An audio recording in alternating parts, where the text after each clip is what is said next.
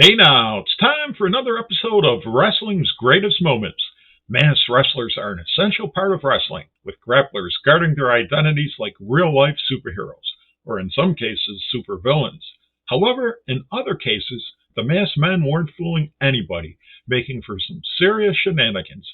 Sit back as Wrestling's Greatest Moments looks at some of wrestling's not-so-mysterious masked men. Longtime fans are familiar with the wrestling trope where a babyface is forced to leave a promotion due to duplicity by their villainous opponent. A common way to do this is through the loser leaves town match, about where two wrestlers or more compete with the stipulation that the loser has to leave the promotion. Back in the territory era, this was a good way to explain a wrestler's exit as they went to work elsewhere. Another way to send a wrestler packing is to have an authority figure suspend them or even fire them in a storyline. Wrestling has sometimes been described as a morality play. Part of this is the ongoing battle between babyfaces where they fight injustice, either at the hands of heels or authority figures who have done them wrong. In this case, a wrestler who has been sent into exile decides their mission isn't over and that it's only fair that they get their revenge, even if it means bending the rules. The hijinks ensue when a wrestler is sent packing, only for a familiar-looking masked wrestler to show up in their place. The wrestler inevitably bears an uncanny resemblance to the person who was just sent packing. Naturally, the promotion's heels protest as they claim the masked wrestler is the same wrestler who was banished. Authority figures, such as a wrestling president, a promoter, or a fictitious board of directors, usually throw their hands up in the air, but state that if the masked wrestler's identity can be confirmed, they'll be banned for an extended period, or even fired, ignoring the question of what's to stop the wrestler from donning another mask and returning. As the good folks at TV Tropes explain it, these masks aren't really meant to fool anybody, just create an air of reasonable doubt. Al vagabundo. The more ridiculous the masked identity, the more laughs it can generate. Such was the case with NXT superstar Elias the Drifter Samson, who was sent packing by Oni Larkin. However, a masked singer named El Vagabundo showed up, putting zero effort into hiding his identity, with Larkin quickly unmasking him. This didn't stop the fans from having fun with the gimmick, and the sheer inanity makes it worth a mention. Juan Cena. When the Nexus's leader Wade Barrett had Cena fired from the group and the WWE, it looked like fans would never see John Cena again. However, never one to let his fans down, Cena arranged for his Mexican cousin to take his place at live events. Thus, fans got to see the masked superstar known as Juan Cena. It might not have been as good as seeing Cena, then again, maybe it was, but you have to credit Cena for taking care of the fans. Ultimately, Cena got his job back and crushed the Nexus, earning his freedom from the group and allowing his cousin to go back to his own promotion. Stagger Lee. Stagger Lee showed up after the Junkyard Dog lost a loser leaves town match to Ted DiBiase in Mid-South Wrestling. DiBiase, who had turned heel in order to win the Dog's North American Championship, had outwitted the Dog in several matches, but now the tables were turned. Stagger Lee, who was once described as a kid who took the JYD's milk money when they were kids, showed up, quickly dispatching DiBiase in a non-title match with moves that were eerily similar to that of the Dog. DiBiase and his allies in the Rat Pack, Jim Duggan and Matt Bourne, did their best to unmask Stagger Lee, knowing he'd be banned for life from Mid-South if his identity was revealed. On one occasion, Stagger Lee was unmasked, but it wasn't the JYD. Stagger Lee continued his campaign against DiBiase, eventually defeating him for the North American Championship on Thanksgiving night at the New Orleans Superdome. Following the end of the Dog's suspension, Stagger disappeared until he was called upon for a special match.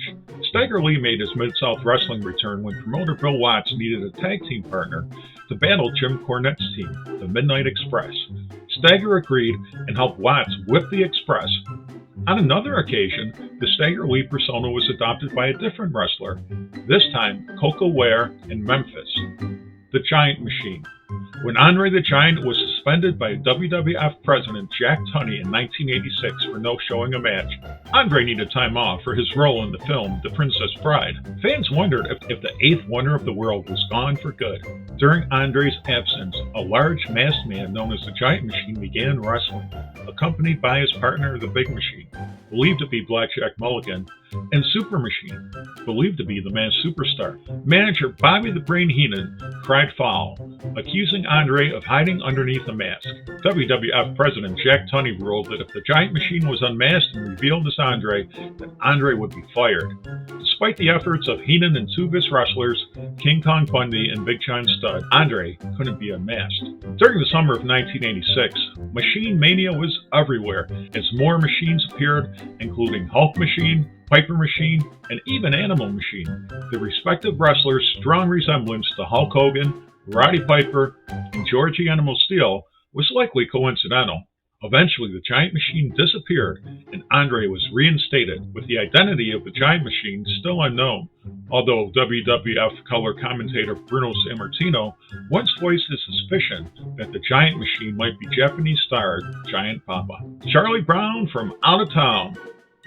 Jimmy Boogie Woogie Man Valiant was one of Mid-Atlantic Championship Wrestling's most popular babyfaces, and as such, he was often the victim of heinous attacks by the promotion's heels, which led to many a profitable feud in the territory. On one occasion, Valiant was defeated in a loser leaves town match and suspended. Fortunately for the Boogie Woogie Man, his masked friend Charlie Brown from Outta Town showed up, wrestling Valiant's opponents and carrying on his battles.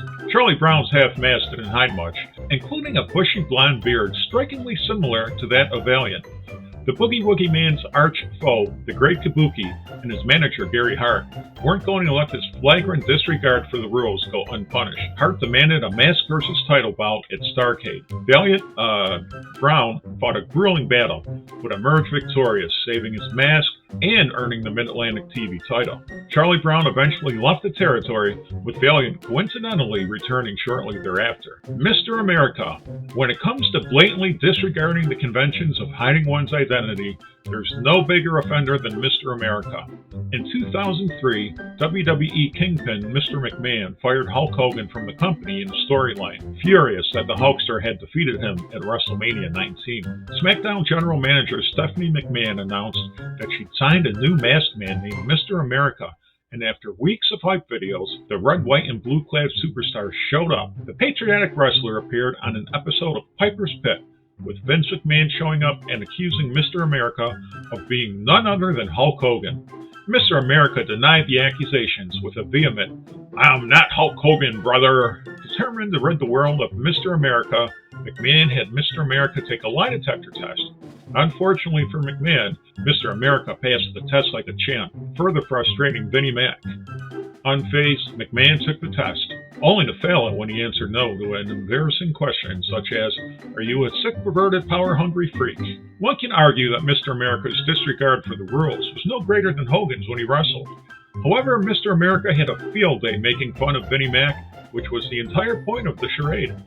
Wrestling lore has it that the program would have run until the WWE's Great American Bash pay-per-view.